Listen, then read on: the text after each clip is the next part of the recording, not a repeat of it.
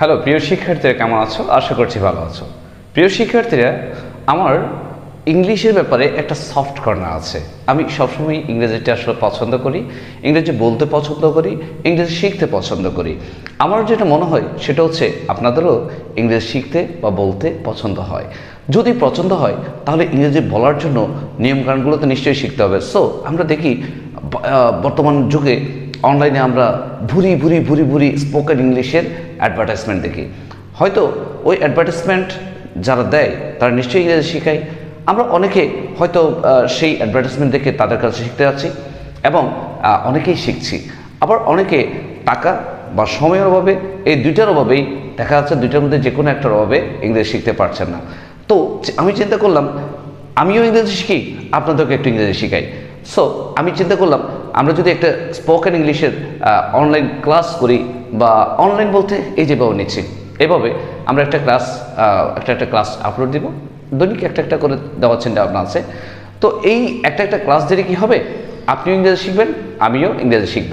তো আজকে আমরা ফার্স্ট ক্লাস হিসেবে একটা রুল নিয়ে আলোচনা করব। আজকে আমি যে রুলটা নিয়ে আলোচনা করব সেটা হচ্ছে have or has, have got or has got, have or has, have got or has got. এখন বিষয়টা হচ্ছে হ্যাভ অর হ্যাজ কি। আমরা হ্যাভ অর হ্যাজ অত যেটা জানি সেটা হচ্ছে আছে। তারপর হ্যাভ গট অথবা হ্যাজ গট, এটা দিয়েও কি আছে বোঝায়। তার মানে যদি বলা হয় আই হ্যাভ, কি বলা হয় আই হ্যাভ, তার মানে আমার আছে। আর যদি বলা আই হ্যাভ গট, তার মানে তখন হবে আমার আছে। যদি বলি হি হ্যাজ, মানে তার আছে।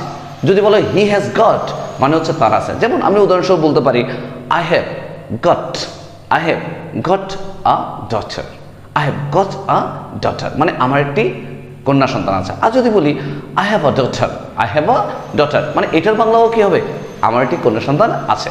একইভাবে I have a son, I have a son, মানে আমার একটি পুত্র আছে। আর যদি বলি I have got a son, আমার একটি পুত্র আছে। এরপর যদি আমরা হি দিয়ে বলি তাহলে হি হ্যাজ টু বলস, হি হ্যাজ টু বলস, মানে তার কাছে দুটি বল আছে, তার কাছে দুটি বল আছে। একইভাবে বলা যেতে পারে you have, you have, you have got, you have got to বলস, মানে আপনার দুটি বল আছে। তো প্রিয় শিক্ষার্থীরা, আশা করছি বুঝতে পারছি।